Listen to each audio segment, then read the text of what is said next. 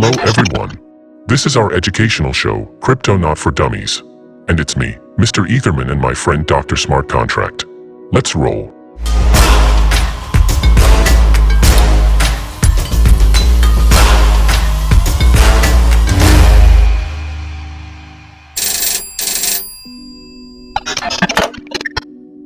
Listening.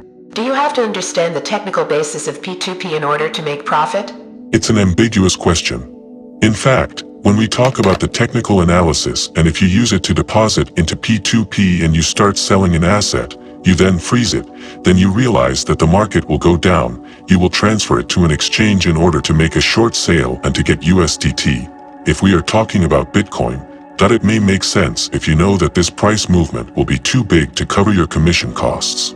If you don't think deeply about this and transfer money back and forth because of every wisp of the wind, then it doesn't make any sense since everything is relative and depends on volumes.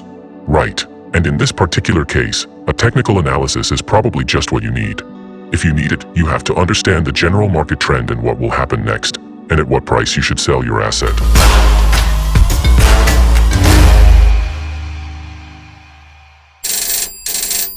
Shall we move on? Let's move on. Question. Name some examples of P2P platforms. Well, we have already talked about Bitcoin Global from Whitebit, about local Bitcoins. We also have P2P platforms like Paxful, IDEX, and so on. Other than local Bitcoins, there is iOS Local, but I don't know how they are doing now. I don't think they're doing very well, but they also existed. Let's just say that there is still a huge variety of platforms that are imitators of, basically, local Bitcoins, but they are less successful. Also, almost all popular centralized exchanges have their own P2P platforms. It's just another way of creating a secondary market around their infrastructure. Additional infrastructure, which allows users to deposit fiat funds into a centralized exchange and withdraw fiat funds from it, thereby allowing an exchange to increase trading volume, the volume of their customer base, and liquidity, which is traded on an exchange as a whole. Basically, it increases capitalization for a company. In other words, we can say that a P2P platform is a standard element of an infrastructure that every major cryptocurrency exchange should have.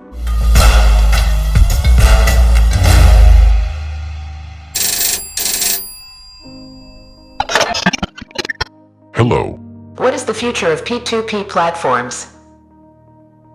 Well, in the past year or so, P2P platforms grew quite big. However, as we've seen, the market has not been having its best moments. However, this doesn't mean that the number of users is declining. So if we partially describe P2P platforms, then a centralized exchange in our usual sense is a city, so to speak. And a P2P platform is, in fact, a public transport that allows people to convert fiat assets to crypto assets and vice versa. So, consequently, the growth of P2P platforms, along with the development of the market and the customer base of the market, in general, is inevitable. That is, all exchanges are trying to make deposits and withdrawals easier for users.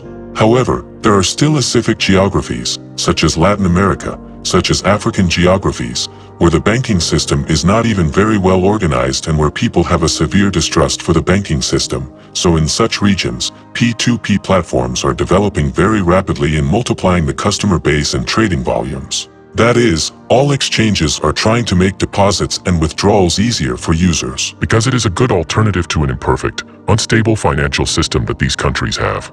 Again, as my colleague mentioned, as cryptocurrencies develop and adapt, there will be more people willing to deposit and withdraw their assets. So, the number of users and liquidity in P2P platforms will grow, and we will probably witness some legislation. So it should be formed in one way or another, sooner or later. Yes, and it will be regulated. Yes, and it will be great.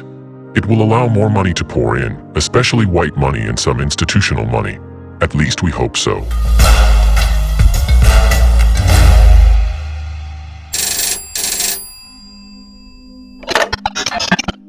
Listening. How to create your own P2P platform. Well, it's like with any other program. You just go and code it, right? Go and write the code, buy yourself a server, a domain name, connect one to another, customize social networks, and run it. That is to describe it briefly. Very briefly, so to speak. I wouldn't say it's easy, but it can be done.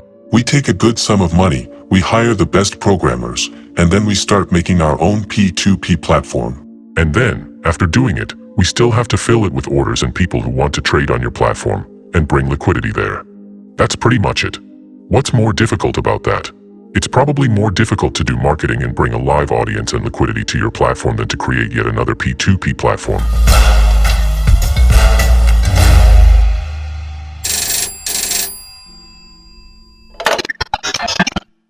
Is it possible to automate trading on P2P platforms?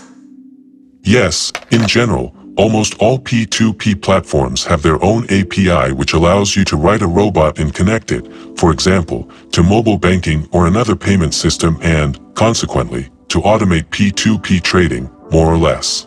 In other words, if there is, so to speak, a positive response, the funds are hedged, the system automatically pays funds to a user, let's say, fiat money and transfers crypto to you, and vice versa.